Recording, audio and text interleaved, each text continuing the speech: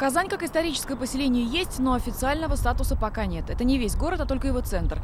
Границы определены, осталось согласовать документы на федеральном уровне. Статус дает, значит, мы обосновываем границы, они меньше, чем границы муниципальные, а только вот в исторических границах, так, 19 век, 18 век, и в этих границах мы даем требования к правилам застройки.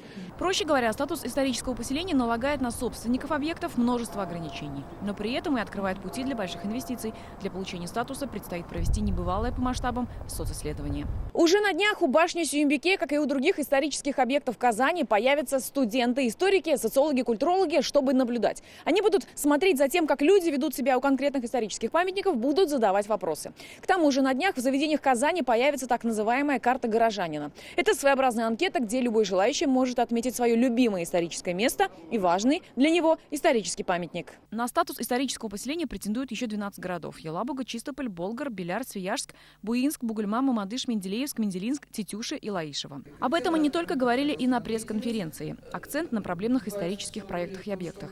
Так, сегодня остается нерешенная судьба артиллерийских казарм на территории Октябрьского городка. Инвестор отказывается его принимать как бы на баланс и с ним что-то заниматься, потому что не предъявляет свои деньги, что они его отселяли.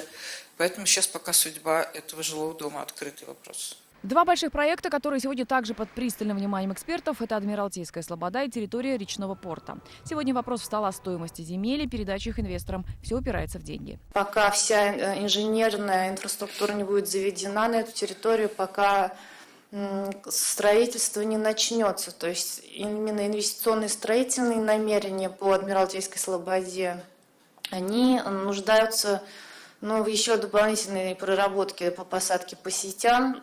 Сегодня озвучили еще несколько инициатив. У спуска к Казанке напротив центрального стадиона хотят сделать площадку «Фестивальный квартал».